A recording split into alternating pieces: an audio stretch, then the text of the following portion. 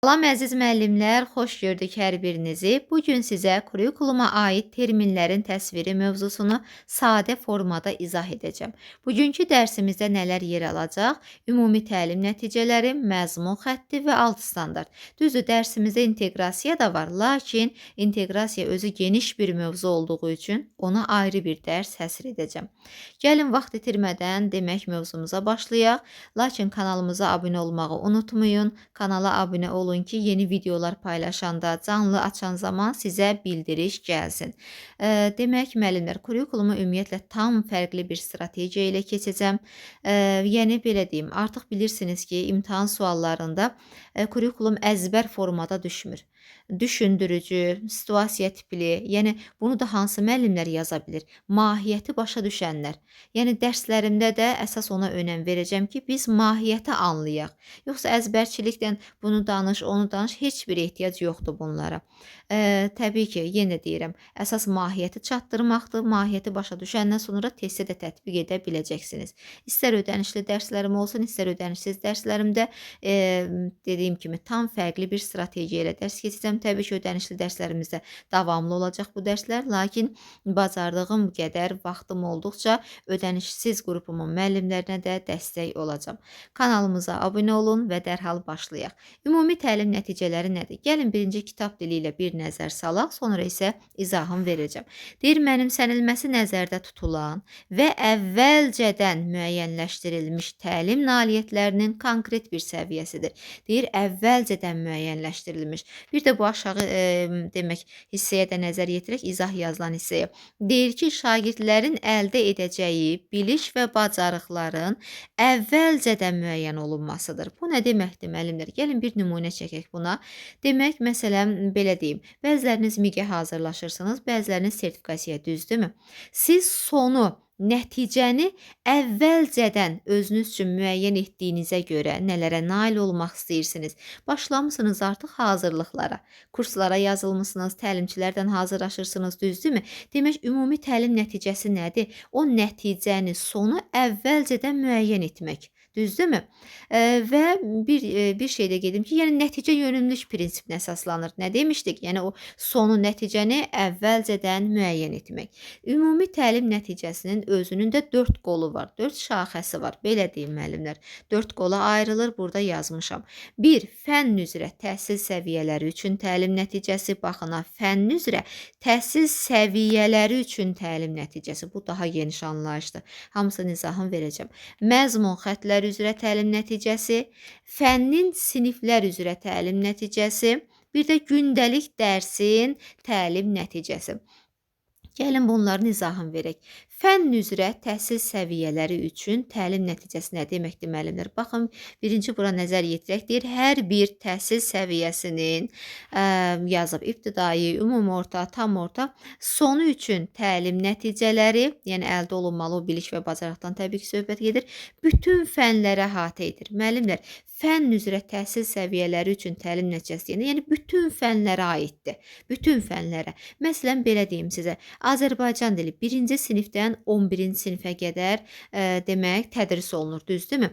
İbtidai təhsil səviyyəsində belə deyək, şagirdlər Azərbaycan dili üçün ta ki 4-cü sinifi bitirdikdə nələrə, hansı biliş bacarıqlara nail olmalıdır, düzdürmü? Orada öz əksini tapır və hətta ki, ümumi orta üçün öz tələbləri var, tam orta üçün tamamilə ayrı, düzdürmü? Və yaxud da ki, belə deyim, biologiya, kimya ibtidaidə yoxdur. Deməli, ümumi orta, bir də tam ortanı əhatə edəcək.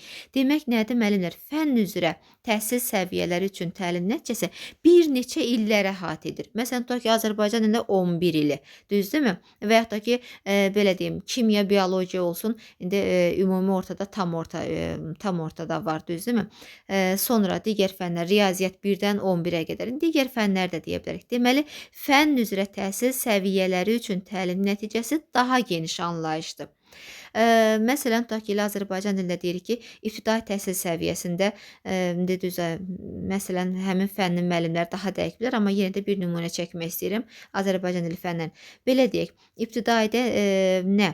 nitq etiketlərinə və dil qaydalarına əməl edir. Düzdürmü? Ümumi ortada isə deyirik ki, nitqində dil qaydalarına əməl edir. Biraz daha da çətinə doğru getdik. Amma tam orta təhsil səviyyəsində isə deyirik, nitqində ədəbi dil normalarına riayət edir. Düzdürmü? Deməli, artıq məsələn ibtidaini bitirən şagird və ya da ki, ümumi ortanı, tam ortanı bitirən şagird bu nəticələrə, bu bilik bacarıqlara yiyələnməlidir. İndi çox əlavələr eləmək olar, amma ehtiyac yoxdur. Daha sonra, demək indi keçirik məzmun xəttləri üzrə təlim nəticəsi. Məzmun xəttləri üzrə təlim nəticəsi deyəndə müəllimlər, ümumiyyətlə məzmun xətti nədir?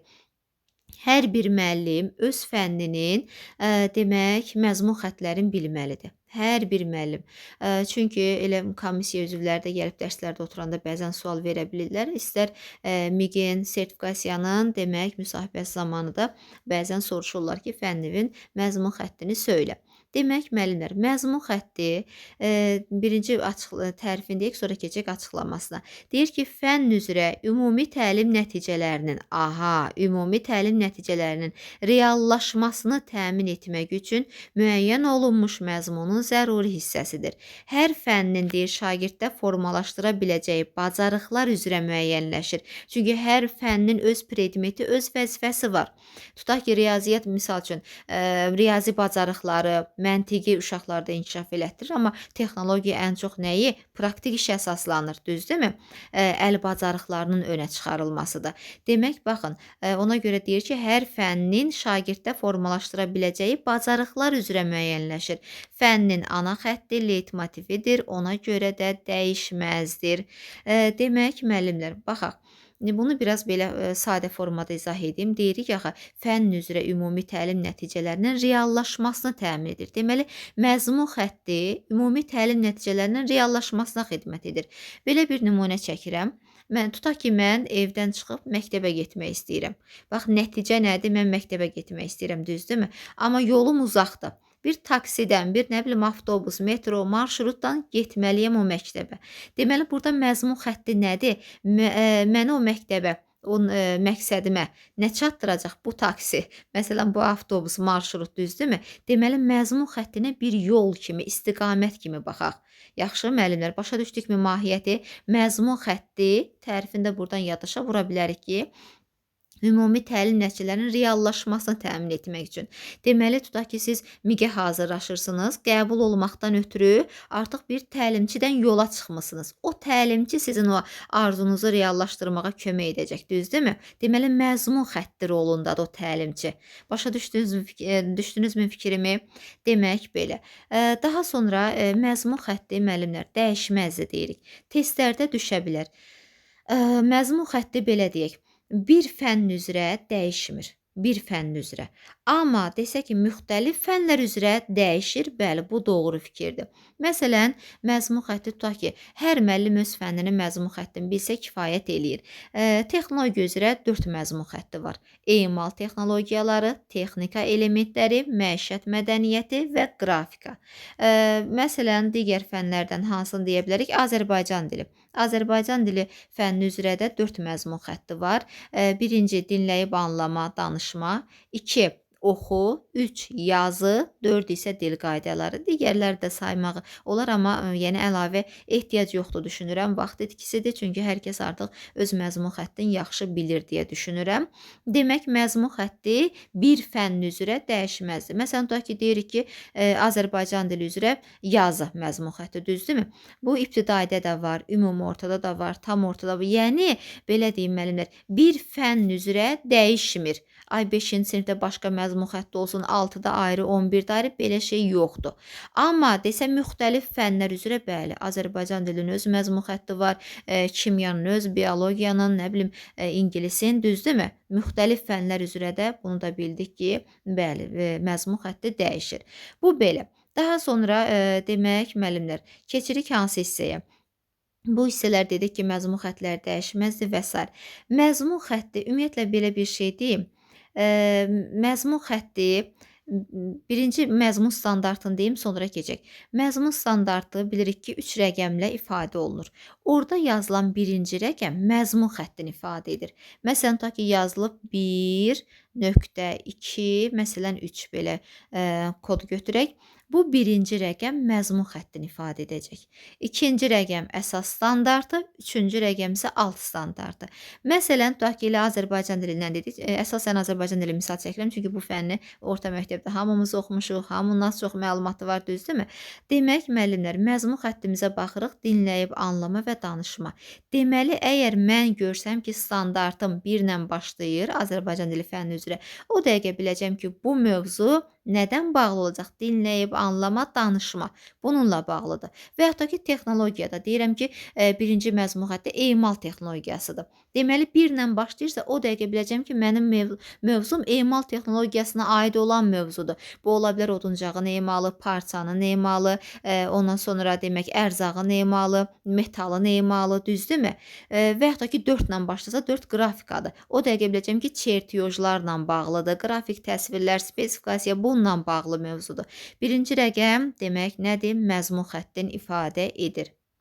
Aha, demək, məzmun xətti haqqında düşünürəm ki, bu qədər kifayət eləyər. Yəqin ki, mahiyyəti başa düşdük, düzdürmü? İndi keçəcəyik fənnin siniflər üzrə təlim nəticəsi. Yəni məzmun xəttlərin bildik ki, dedik, bayaq nə dedik? Şagird hər fənnin şagirddə formalaşdıra biləcəyi bacarıqlar üzrə müəyyənləşdir. İndi keçirik ki, bəs görək fənnin siniflər üzrə təlim nəticəsi nə deməkdir? Fənnin siniflər üzrə təlim nəticəsi. Bir də var gündəlik dərsin təlim nəticəsi. Müəllimlər, fənnin siniflər üzrə təlim nəticəsi deyəndə, baxın, tutaq ki, ingilis dili müəllimi və yaxud da ki, digər fənn müəllimi. Bizim hər birimizin illik planımız var. Fənnin siniflər üzrə təlim nəticəsi. O illik planda əvvəl belə deyim də sizə, demək, Artinin təqdim etdiyi illik planlarda planın əvvəlində, məsələn, tutaq ki, 5-ci sinifdir, demək, mövzular yazılmamışdan əvvəl onun yuxarısında təlim nəticələri qeyd olunurdu. Sonra digər yeni demək, illik planları təqdim etdilər ki, onlarda yox idi. İndi bilmirəm hansı fəndə qalıb, bu qalmayıb. İndi onu deyə bilmərəm. Əvvəllər təqdim etdikləri təlim demək, nədə? İllik planda. Məsələn, elə öz fənnim üzrə də deyim ki, texnologiya fənni üzrə də əvvəlki illər təqdim etdikləri illik planda yuxarıda təlim nəticəsi qeyd olunurdu.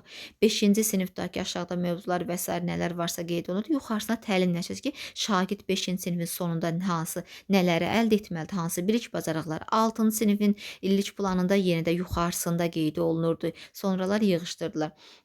Yəni fənnin siniflər üzrə təlim nəticəsi deyəndə 1 il üçün nəzərdə tutulub. 1 il. Amma gündəlik dərsin təlim nəticəsi deyəndə bu 1:45 dəqiqəni əhatə eləyir. Baxın müəllimlər, məsələn, biz icmal yazırıq, düzdürmü? Müəllim əvvəlcədən bilir ki, tutaq ki, sabahki dərsim belə deyim, Azərbaycan dilindən hər hansı bir mətnlə bağlıdır və yaxud da ki, ingilis dilində hər hansı bir mətnin tərcüməsidir. Mən bu dərsi necə quracam, necə gedəcəm? Əvvəlcədən biz buna hazırlaşırıq da, düzdürmü?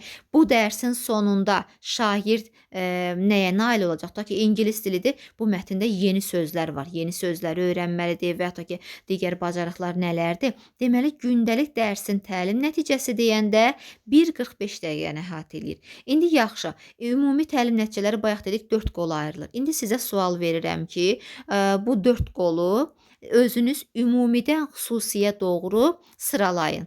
Görüm necə sıralayacaqsınız. İndi burada videonu saxlayın, cavablandırın özünüz, sonra davam edək. Aha, görək indi bura qədər başa düşmüşükmü? Doğru demək ardıcıllığımız necə olacaq? Birinci gələcək fənn üzrə təhsil səviyyələri üçün təlim nəticəsi. Bax, bu 1-də gələcək. Sonra gələcək məzmun xəttləri üzrə təlim nəticəsi. Sonra gələcək fənnin siniflər üzrə təlim nəticəsi. Daha sonra gündəlik dərsin təlim nəticəsi. Elə özüm burada ümumidən xüsusiyə doğru düzmüşəm. İndi bunun mahiyyətini başa düşə bildikmi? Onsuz da bir də üstündən bir də gedirəm qısa formada. Fənn üzrə təhsil səviyyələri üçün təlim nəticəsi nə deməkdir müəllimlər? Bax, təhsil səviyyələri üçün təlim nəticəsi. Bax, bu daha geniş məfhumdur, daha geniş anlayışdır. Məzmun xəttlər üzrə təlim nəticəsi nə oldu? Hər fənnin bilik, hər fənnin, yəni şagirddə formalaşdıracağı bilik, bacarıqlar var. Məzmun xəttləri üzrə təlim nəticəsi. Daha sonra isə fənnin siniflər üzrə. Baxın müəllimlər, fənnin siniflər üzrə deyəndə 1 ili əhatə elədi. Gündəlik dərsin təlim nəticəsi isə 1:45 dəqiqəni əhatə elədi. Və ya da ki, sizə sual verilə bilər testdə və ya da ki, indi özüm sual verirəm ki, xüsusidən ümumiyə doğru düz. Deməli, birinci gələcək gündəlik dərsin təlim nəticəsi, sonra fənnin siniflər üzrə təlim nəticəsi, daha sonra məzmun xəttləri üzrə təlim nəticəsi, daha sonra isə fənn üzrə təhsil səviyyələri üçün təlim nəticəsi. İndi nə etdik? Xüsusidən ümumiyə doğru getdik. Bunu da yəqin başa düşmüş olduq müəllimlər. Bir şey də qeyd edim ki, sizə əgər birdən ki, belə bir sual düşsə ki, fənn üzrə təhsil səviyyələri üçün təlim nəticələri müəllim tərəfindən hazırlanır. Bu yanlış fikirdir. Təhsil səviyyələri üçün təlim nəticəsini müəllim necə hazırlaya bilər? Görürsünüz, onlar bizə hazır verilir. Dövlət hazırlayır, dövlət tərəfindən hazırlanır. Amma hə, desək ki, gündəlik dərsin təlim nəticəsi, bəli, bunu müəllim özü hazırlayır. Düzdürmü? Gündəlik dərsin 1:45 dəqiqənin təlim nəticəsi. Demək, belə müəllimlər. Düşünürəm ki, burada da qaranlıq bir məqamımız olmaz. Hə, ümumi təlim nəticələrini bitirdik, məzmun xəttini bitirdik. İndi keçəcəyik alt standarta. Amma əsas standart haqqında da sizə məlumat verəcəm, sonra alt standarta keçəcəyik. Bayaqları burada dedik ki, 1.2.3 yazmışıq. Birincini bildik ki, məzmun xəttimizdir. İkinci yerdə duran rəqəm əsas standartdır. İndi gəlin biraz əsas standart haqqında məlumat verək, sonra keçək alt standarta. Aha, demək müəllimlər, əsas standart deyəcəyik ki, əsasən dəyişməzdir. Yəni bəzi hallarda dəyişə də bilər, dəyişməyə də bilər. Necə ki dedik ki, bayaq konkret olaraq məzmun xətti, yəni dəyişmir. Düzdürmü? Yəni bir fənn üçün bir fənn üçün məzmun xətti dəyişməzdir. Amma bayaq nə dedik? Müxtəlif fənlər üzrə dəyişir. Bu da öz yerində heç kim qarışdırmasın. Amma əsas standartda deyəcəyik ki, əsasən dəyişməzdir. Amma dəyişə də bilər. Bəs nə vaxt dəyişə bilər müəllimlər? Əgər hər hansısa bir belə deyim də fəndə müəyyən tələblər qoyulub, müəyyən bilik bacarıqlara yiyələnməlidir şagird. Həmin o bilik bacarıqlara qoyulan tələblər yerinə yetiriləndən sonra belə deyim, növbəti bir artıq belə deyim də tələb ki var, onu həyata keçirmək üçün bəli, əsas standart dəyişir. Demək, indi əsas standart haqqında müəyyən qeydlər də aparaq ki, yadımızda saxlayaq. Yəni hər bir fənnin təlim nəticələrini məzmun xəttləri üzrə ümumi şəkildə ifadə edir. Bax, daha konkretliyi əhatə eləyən alt standart olacaq. Amma desək ki, fənnin təlim nəticələrini, baxın təlim nəticələrini məzmun xəttləri üzrə ümumi şəkildə ifadə edən nədir? Əsas standartdır. İndi bunlara 1-2 fənn üzrə nümunə də deyəcəm müəllimlər. Alt standartı izah edim, ondan sonra deyəcəm, yaxşımı? Daha sonra əsas standart haqqında nə deyə bilərik? Əsas standart bir və yaxud da ki, bir neçə ilə həyata keçirilə bilər. Daha sonra bayaq dedik, ikinci rəqəm əsas standart ifadə edir, bunu da bildiniz. Əsas standartlar yenə deyirik, əsasən dəyişməz qalır. Yəni belə deyim, bir il dəyişib və yaxud da ki, bir neçə il eyni də qala bilər. Sonra başqa nə? Bir də ki, bunu da deyək ki, müəllimlər, ümumi anlayışlı deyirik əsas standart, düzdürmü? Məzmun xəttlərini biraz konkretləşdirir, yəni nisbətən konkretləşdirir. Əsasən ümumi şəkildə ifadə edir. Amma daha konkretliyi, dəqiqliyi təmin edən alt standartdır. İndi mən birazdan fənlər üzrə demək 1-2 nümunələr də deyəcəm ki, burada məzmun xəttini söyləyəcəm, sonra əsas standartı, daha sonra isə alt standart və açıqlamasını da verəcəm ki, bax görürsünüzmü, konkretliyi təmin edən həqiqətən də alt standart olacaqdır. Əsas standart haqqında bu qədər. Ən vacibi burada alt standartdır müəllimlər. Çünki müəllim gündəlik dərsində də alt standart əsaslanır. Yəni indi biz məzmun xəttində izah edirik, alt standartıdır, amma bunlar bizə yəni alt standart qədər vacib deyil də, belə deyim. Ən vacibi alt standartdır. Gəlin indi alt standart haqqında danışaq. Aha, demək, bu hissəni biraz yuxarı qaldıraq, keçək alt standarta. Deməli, belə alt standartın tərifinə nəzər yetirək. Deyir, şagirdlərin bilik və bacarıq səviyyəsinə qoyulmuş dövlət tələbidir. Bəs yaxşı, mənə deyin görüm, şagirdlərin nailiyyət səviyyəsinə qoyulan dövlət tələbi deyəndə nə başa düşürdük? Qiymətləndirmə, nailiyyət səviyyəsi. Amma biliş və bacarıq səviyyəsinə qoyulmuş dövlət tələbi deyəndə alt standartın tərifidir. Bunları qarışdırmırıq. Alt standart deyir sinif və fənlər üzrə summativ qiymətləndirmənin, testlərə çox düşür. Summativ qiymətləndirilmənin aparılmasını təmin edir. Müəllim deyir, sinif və ya fənn üçün summativ qiymətləndirmə sualları və tapşırıqları hazırlayarkən əsasən diqqət yetirməlidir ki, məzmun standartında tələb olunan biliş və bacarıqları reallaşdıra bilsin. Bu nə deməkdir müəllimlər? Baxın, bayaq da dedik ki, biz dərsimizi qurarkən alt standart əsaslanırıq. Bax, summativ qiymətləndirilmənin aparılmasını təmin edir. Testlərə düşür ki, yazır ki, doğru yanlışı seç və ya da ki, digər versiyada deyir, əsas standart summativ qiymətləndirilmənin aparılmasını təmin edir və ya da ki, yazır məzmun xətti summativ qiymətləndirilmə. Bunlar yanlış fikirdir. Deməli, alt standart əsaslanırıq. Bunu yaddan çıxartmayacağıq. Daha sonra alt standartın funksiyaları. Gəlin bunları izah edək, sonra biraz daha geniş versiyalara keçəcəm. Deyir ki, əsas 4 funksiyadır, bunu unutmayaq. Təlim məqsədlərinin dəqiq müəyyən olunması üçün deyir, etibarlı zəmin yaradır. Təlim məqsədlərinin dəqiq, təlim strategiyalarının düzgün seçilməsində mühüm rol oynayır, düzgün, təlimdə inteqrativliyi təmin edir, bir də təlimin məzmununun davamlı inkişafını təmin edir. Birinci bunları necə yadda saxlayaq? Müəllimlər, məqsəd, bax, təlim məqsədinin müəyyən olunması, strategiyanın, inteqrativlik, bir də davamlı inkişaf. Açar sözlər desək ki, alt standartın funksiyaları hansılardır? Təlim, bax, təhsil yox, təlim, testə diqqət edək. Təlim məqsədlərinin, təlim strategiya, məqsəd, strategiya, inteqrativlik, bunu necə yadda saxlamaq olar? Bir də davamlı inkişaf deyirik, düzdürmü? Məqsəd, inteqrativlik, bir də strategiya, mis kimi yadda saxlaya bilərsiniz. Məqsəd, inteqrativlik, bir də strategiya, üstəgəl davamlı inkişaf. Belə yadda saxlamaq olar. Təlimin məzmununun davamlı. Mis üstəgəldir və yaxud da ki, belə də yadda saxlaya bilərsiniz müəllimlər. Digər versiyada baxın, dəqiq müəyyən olunma, düzgün, dəqiq, düzgün, davamlı inkişaf, üstəgəl inteqrativlik. Kimə necə rahatsa o şəkildə yadda saxlasın. Əsas odur bilək ki, alt standartın funksiyaları bunlardır. Bəs bunların mənası nədir? Açıqlaması nədir? Deyir, təlim məqsədlərinin dəqiq müəyyən olunması üçün etibarlı zəmin yaradır. Təlim nəticəsi alt standartdan çıxarılır. Əsas məsələ təlim nəticəsi alt standartdan. Müəllimlər, belə bir sual verim. Demək, şagirdləri biz nəyə əsasən qiymətləndiririk? Cavab verin görək. Meyarlar əsasən. Növbəti sualım. Meyar nədən çıxarılır? Təlim nəticəsindən. Təlim nəticəsi nədən çıxarılır? Deyin görək, alt standartdan. Baxın, təlim nəticəsi nədən çıxarılır? Alt standartdan. İndi bunun da izahını verəcəm. Deyir, təkmilləşdirilmiş kurikulumlarda. Bax, bunun izahını çoxu başa düşmür ki, təkmilləşdirilmiş kurikulum deyəndə nə başa düşürük? İndi bunun sizə izahını verəcəm.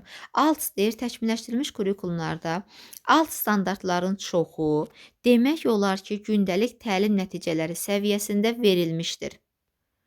Sonra deyir ki, demək, bu müəllimlərin işini daha sadələşdirir. Bəli, doğrudur.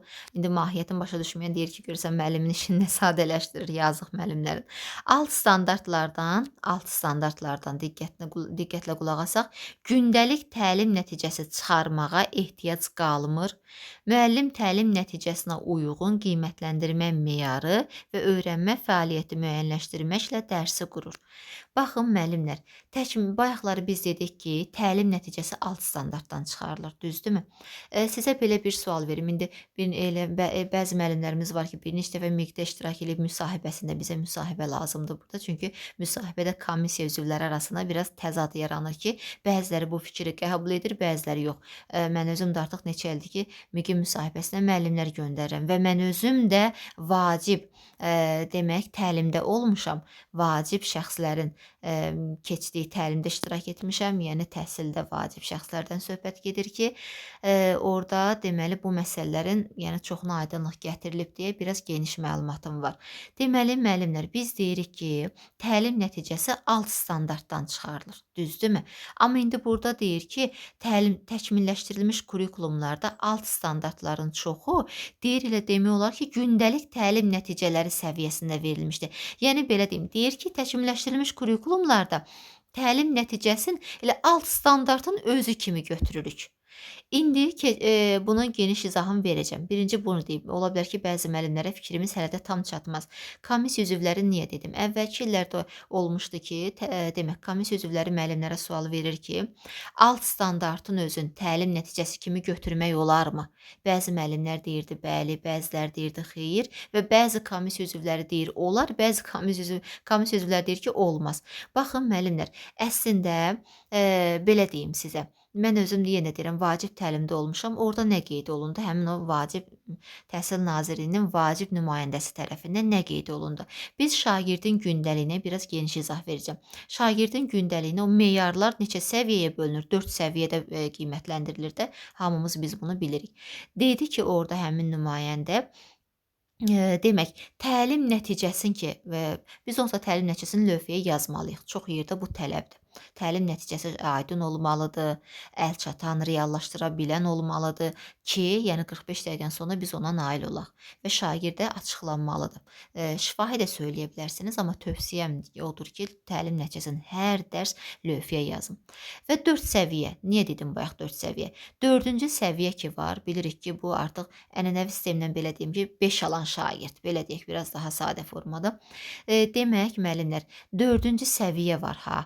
Təlim nəticəsini nə götürmüsən bugün? Bugünkü mövzunda təlim nəticən nədirsə, şagird axı sənin yaxşı belə deyim də artıq o hansı nə tələb qoymuşdun, şagird onu həyata keçirib bu mövzu üçün. Bilirsən ki, bu şagird 5-ə layiqdir, lap belə deyək.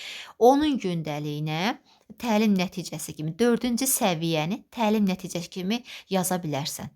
Baxın, 4-cü səviyyəni təlim nəticəsi kimi. Və təlim nəticəsinin özündə alt standartı var ha. Bayaq dedik ki, təlim nəticəsi alt standartdan çıxarılır. Alt standartın özündə təlim nəticəsi kimi götürmək olar. Bax buna bəzi komissiya üzvləri yox deyir, bəziləri hə deyirdi.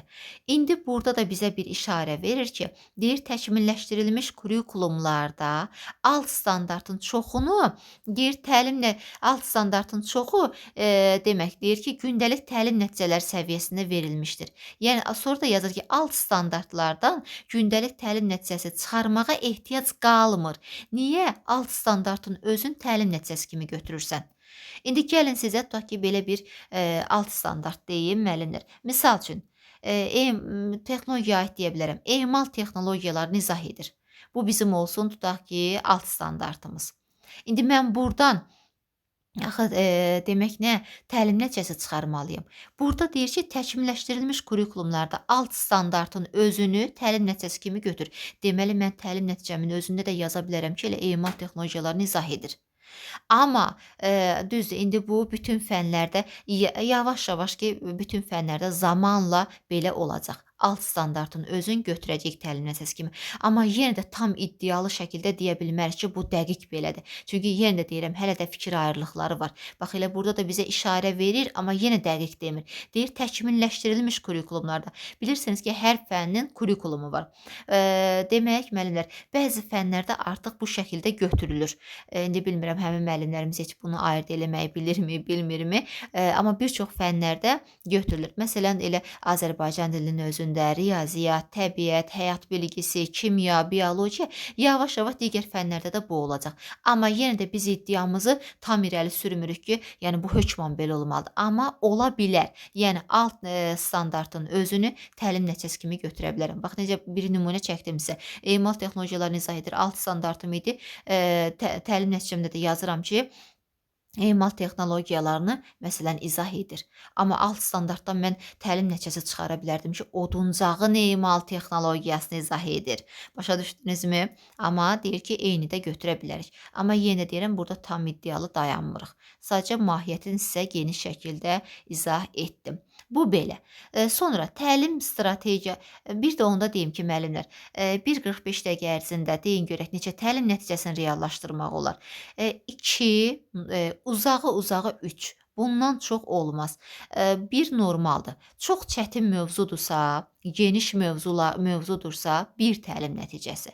Sadə, orta səviyyədə belə deyim, mövzudursa 2 təlim nəticəsində reallaşdırmaq olar. Amma daha sadə mövzudursa və hətta ki, müəllim daha çox peşəkardırsa, 1:45 dəqiqədə 3 təlim nəticəsində reallaşdıra bilər. Yəni 2 normaldır, belə deyim. 3 biraz çoxdur, amma yenə də hardasa 2-3 deyirik. 3-dən yuxarı qalxmırıq ki, ay 4-5 bu artıq absurd fikir olar. Məsələn, tutaq ki, riyaziyyatın elə mövzuları var ki, baxırsan ki, həqiqətən də 1:45 dəqiqədə heç bir təlim nəticəsini güclə reallaşdırmaq olur. Düzdürmü? Çünki o şagirdlərdən, sinifin səviyyəsindən asılıdır, müəllimin peşəkarlığından asılıdır ki, şagirdlər bu mövzunu mənimsədimi, necə oldu? Bu belə. Sonra təlim alt standartın digər funksiyasına keçirəm. Təlim strategiyalarının düzgün seçilməsində mühüm rol oynayır. Baxın müəllimlər, testlərə də düşür ki, məsələn, müəllim tutaq ki, iş forması, iş üsulunu seçərkən əsas standart əsaslanır. Xeyr, strategiyadır. Bax nə, hansı iş üsulundan istifadə edəcəm, hansı iş formasından? Bunlar alt standartın funksiyalarındadır. Deməli, alt standart əsaslanıb. Bayaq da dedik ki, summativi yenə bura əlavə eləyirəm. Summativ qiymətləndirilmənin aparılmasında da alt standartdır vacib. Sonra təlimdə deyir ki, inteqrativlik təmin edir. İnteqrativlik nədir müəllimlər? Əlaqə. Düzdürmü? Məsələn, tutaq ki, hər hansısa bir mövzudur, onu digər fənlərdən əlaqələndirirsiniz və ya ki, öz fənninizin digər sinifi ilə. Məsələn, tutaq ki, 5-ci sinif Azərbaycan dili 4-cü siniflə. Hə, bunu da deyim ha müəllimlər. 5-ci sinifdə tutaq ki, Azərbaycan dilindən dərs keçirsiniz və ya ki, kimyadan. Biz götürüb 6-cı sinifin hər hansısa bir mövzusu ilə əlaqələndirmə edə bilərik. Bu sualımı cavablandırın. Aha, eşidirəm ha cavablarınızı. Deyin görək, təbii ki, olmaz. Kim olar dedisə, çıxsın çölə zəhmət olmasa. Baxın, niyə olmaz müəllimlər? Məsələn, tutaq ki, kimya, Azərbaycan dili. Kimya mən bayaq dedim, hansı fən dediniz? Kimya 5-ci sinifdə yoxdur. Kimya dedim, yoxsa nə? Nəysə, fərq eləmir. Beynim bir anlıq error verdi. Əsas mahiyyəti çatdırmaqdır. Baxın, Azərbaycan dili 5-ci sinif. Mən bu 5-ci sinifə necə gedim? 6-cı sinifin hər hansısa biri orada əlaqələndirməliyəm. Axı bu sinif, bu 5-ci sinifdə 6-cı sinifin o mövzusunu keçibmi? Keçməyib. Deməli, bunu da yadda saxlayaq ki, deməli, inteqrasiya edən zaman ona da diqqət eləmək lazımdır ki, yəni şagird bunu keçibmi? Keçmədi, digər sinifdən əlaqələndirmək olmaz. Amma həyatla əlaqələndirmək olar. Digər məsələn tutaq ki, 4-cü, 5-ci sinif Azərbaycan dilidir. Həmin Azərbaycan dili müəllimi tutaq ki, belə deyim, həyat bilgisi 4-cü sinif deyə bilər ki, orada bununla bağlı nəsə, yəni əlaqələndirmələr eləyə bilər digər fənlərdən, bu öz yerində. Deməli, inteqrativliyi də bildik, qaldı təlimin məzmununun davamlı inkişafı. Yəni, belə deyək də müəllimlər, o şagirdlərdəki bilik bacarıqlardır, deyirik, düzdürmü? Həmin o dövlət tələbi sinifdən sinifə keçdikcə biraz daha da nə olur? Çətinləşir, dərinləşir. Bunların davamlı inkişafını da təmin edir. Bu oldu alt standartın həmin o funksiyaları. Alt standart haqqında əlavə nəyi demək olar? Deməli, alt standart başqa əsas vacibləri yenə önə çəkəcəm. Deməli, müəllimlər, alt standart bilirik ki, dəyişir də, düzdürmü? Məzmun xətti dəyişmir. Əsas standart deyirik ki, əsasən dəyişir. Əsas standart deməli, əsasən dəyişir nə idi? Üzrlü sayın. Alt standart əsasən dəyişməzdir demişdik. Alt standartdan bağlı beynimdə fikir qururam. Deməli, amma alt standartda isə dedik, alt standart dəyişir. Sinifdən sinifə dəyişə bilər, amma məzmun, mahiyyət eyni qalır. Sonra alt standartla bağlı əlavələr nə edək? Deməli, bayaqları dedik ki, inteqrasiyanın həyata keçirilməsini təmin edir. Alt standartda fikir nədir müəllimlər? Daha konkretdir, daha dəqiqdir. İndi bunlara aid də nümunə deyəcəm. Hə. Baxın müəllimlər, alt standartda deyirik ki, o dərsin məqsədi daha dəqiq, aydın, daha əlçatan olmalıdır. İndi buna nümunə deyəcəm. Bayaqlar deyirdimi? Tutaq ki, məzmun xətti, sonra əsas standart, alt standart. İndi bunları bir-iki fənn üzrə nümunələr deyəcəm, narahat olmayın. Ondan sonra nəyi deyə bilərik müəllimlər? Deməli əsas deməli alt standart əsas standart üzrə fəaliyyəti açıqlayır. Deməli alt standart belə deyim, əsas standart əsaslanır. Əsas standart isə məzmun xəttinə bu şəkildə. Belə bir sual verim sizə. Mənə deyin görüm, birdən sizə belə bir sual versəm ki, birinci reallaşma hansına doğru gedir? Necə götürərsiniz testlərdə? Məzmun xətti, əsas standart, sonra alt standart, ardıcıllıq. Yoxsa digər versiya deyirəm, alt standart, əsas standart, sonra mı məzmun xətti? Hansı ardıcıllıqdan? Birinci söylədiyim ardıcıllıqdan götürərsiniz, yoxsa ikinci söylədiyim? Doğru cavabları alaq, deyin görək oradan. Aha, müəllimlər, birinci alt standart reallaşır, sonra əsas standart, sonra məzmun xətti. Yaxşımı? Bax, bunu belə yadda saxlayırıq. Çünki niyə? Alt standartı biz hər dərs biz bunu reallaşdırırıq, düzdürmü? Sonra keçirik əsas standartda, sonra ən sonda məzmun xəttin biz nə dərəcədə reallaşdıra bildik? Deməli, alt standartdan məzmun xəttinə doğru addımlayırıq. Aha, yəni belə deyim də müəllimlər, bu mövzumuzda ən vacib hissədən biridir alt standart. Onun haqqında da bildik. Bax, testlərdə qətiyyən qarışdırmırıq. Davamlı inkişaf, summativ söhbəti görsək, təlim strategiyaları, yəni iş forma üsullardan istifadə desə, bunların hamısı, daha dəqiq əlçatan olması, hamısı alt standartın açar sözləridir. İndi istəyirəm ki, sizə bir neçə fənlər üzrə nümunələr izah edəm. Metodik vəsaitlərdən özünüz də baxa bilərsiniz, istifadə edə bilərsiniz. Bəzi müəllimlərimiz metodik vəsaitə baxır, icmal yazır, amma oradakı bəzi hissələrin mahiyyətini başa düşmür. İndi bir-iki nümunə deyəcəm. Aha, gəlin riyaziyyat fənnindən başlayaq. Demək, müəllimlər, bayaqlar dedik ki, hər fənnin özünün məzmun xətti var, düzdürmü? Ümumiyyətlə, bir şey də yadda saxlayaq ki, məzmun xətləri 3-dən az deyil, yəni bütün fənlər üzrə. Ən az yəni 3 dənə məzmun xətti mütləq olmalıdır və 5-dən də çox deyil, maksimum 5-dir. Bunu da yadda saxlayaq, yəni 6-cı məzmun xətti olan elə bir fən yoxdur. Bunu unutmayın. Deməli, metodik vəsaitdən özünüz də baxa bilərsiniz. Hər müəllim öz fənninin metodik vəsaitinə. Riyaziyyatda dedik ki, hansıları idi? Məzmun xətləri, ədədlər və əməllər, cəbr və funksiyalar, həndəsə, ölçmələr, bir də statistika və ehtimal. Düzdürmü? 5 məzmun xətti var. Metodik vəsaitdən baxa bilərsiniz müəllimlər özünüzdə. Demək, məsələn, 5-ci sinifin metodik vəsaitindən sizə bir nümunə söyləmək istəyirəm. Sadəcə bu məzmun xətti, əsas standart və alt standartı fərqləndirməkdən ötürü. Yazırıq 1 nöqtə. Ədədlər və əməllər. Bu oldu bizim məzmun xəttimiz, düzdürmü? Amma indi deyəcəm 1.4. Burada nə var? 4 nəyi bildirir? Əsas standartı. Bəs açıqlaması nə olacaq? Məsələn, onluq kəsirləri müqayisə edir, onluq kəsirlər üzərində əməlləri yerinə yetirir. Baxın, alt standart yoxdur. 1.4 dedim. Amma 1.4.1 deyirəm. İndi alt standart da var. Deyirik axı alt standart daha dəqiqdir, daha konkretdir, daha aydındır. İndi baxın, onluq kəsirləri məsələn oxuyur, yazır və yazılışında nə bilim rəqəmin mərtəbə qiymətini müəyyənləşdirir. Düzdürmü? Bu artıq daha dəqiq oldu. Başa düşdükmü fərqləri müəllimlər? Məsələn, metodik vəsaitinizi açırsınız, məzmun xətləri yazır orada. Hər fənn üçün. Sonra əsas standartdan açıqlamasını verir. Sonra alt standartdan. Ədədlər və əməllərdə təbii ki, kəsirlərin müqayisəsi, nə bilim, adi onluq kəsirlər haqqında hamısını əhatə eləyirdi, ədədlər və əməllər. Düzdürmü? Və yaxud da ki, başqa birin alt standartından ibarətdə, yəni 1.4.2 deyirəm. Da ki, onluq kəsirləri müqayisə edir və sıralayır. Baxın, məzmun xəttim nə idi? Ədədlər və əməllər idi.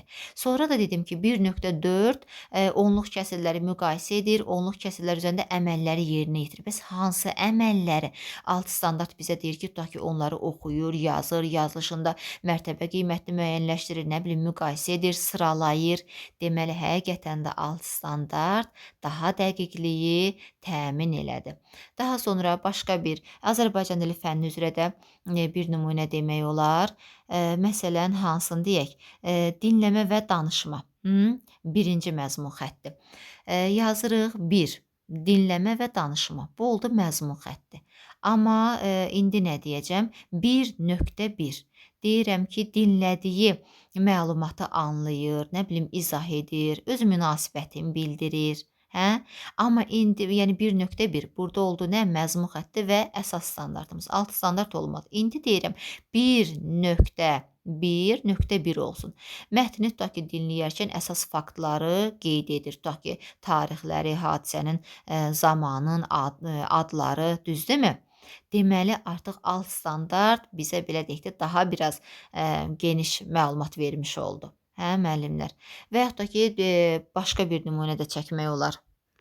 Aha, birində hansı fənn üzrə, elə birində texnologiya üzrə deyək. Tutaq ki, dedim ki, texnologiya fənnində 4 məzmun xətti var. Emal texnologiyaları, texniki elementləri, məişət mədəniyyəti və qrafika. Yazıram 1. Nədir? Məzmun xəttim emal texnologiyaları. Bu belə. Sonra yazıram 1.1. Tutaq ki, emal texnologiyalarını özünə məxsus cəhətlərini anladığını tutaq ki, nümayiş etdirir və yaxud da ki, izah edir. Bu oldu məzmun xəttim və əsas standartımdan ibarətdir. 1.1 dedik. Amma indi deyirəm 1.1.1 alt standartım da var. Açıqlaması necə olacaq? Tutaq ki, əl alətlərindən istifadə etməkdə emal texnologiyasını izah edir. İndi nə oldu? Daha dəqiqlik təmin olundu. Başa düşdükmü müəllimlər? Yəni kim istəsə öz fənninin metodik vəsaitindən də baxa bilər. Yəni biraz bunları ayırd eləməkdən ötürü. Belə müəllimlər, düşünürəm ki, sadə formada və daha geniş izah vermiş oldum. Belə. Mövzumuz, dərsimiz bu qədər. Hər birinizə uğurlar. Kanalımıza abunə olmağı unutmayın. Sağ olun.